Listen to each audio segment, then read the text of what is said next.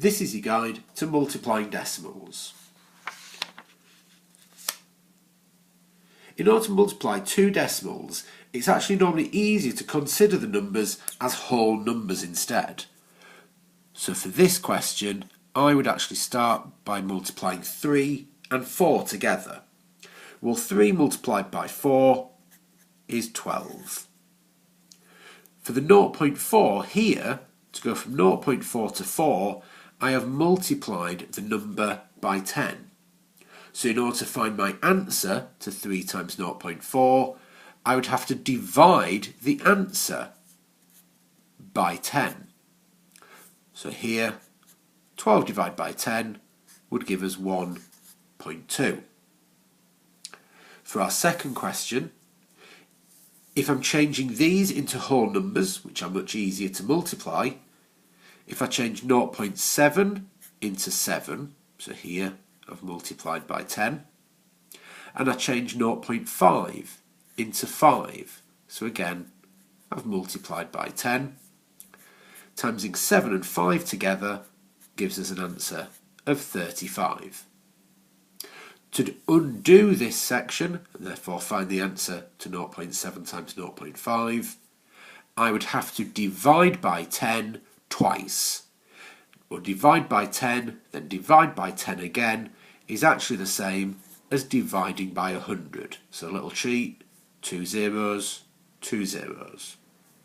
If I do 35 divided by 100, I get an answer of 0.35. Or you could do divide by 10 twice. We can do the exact same thing when there's more numbers after the decimal point. So here, instead of doing 0.08, I'm actually going to change this number into 8. So here, I've times by 10 and 100, so times by 100 there. We'll deal with that later. And here again, I have times by 100 to make this into a much easier whole number. So what I need to try and do is 8 multiplied by 62. I'm going to use the Chinese method to do that. So 62 is 6 and 2 multiplied by 8. 6 times 8 gives us 48. 2 times 8 gives us 16. And then add in our diagonals as we normally do with multiplying. This gives us 6. 1 and 8 here give us 9. And just 4 on its own, so 4. So the answer to 8 times 62 is 496. Now because we need to undo the changes we've made here, I would need to divide by 100, which would give me 4.96 as our little working step. And then I'd need to divide by 100 again, because I've done it twice, once for each number, to give me an answer of 0.0496. Now there's a little check we can do. We can do this for any question. In this one, we have got in our question 2 numbers here after the decimal point, and another 2 numbers here after the decimal point. So 4 numbers altogether. And if you look, not a coincidence, there's 1, 2, 3, 4 numbers after the decimal point in the answer. Just a little trick you can do to see if you've worked out the answer correctly. Here's our next example. So this time we've got 2.4 multiplied by 0.37. Well, 2.4 I'd actually do as 24, so I've multiplied by 10 here. 0.37 I would do as 37, so timesing by 100.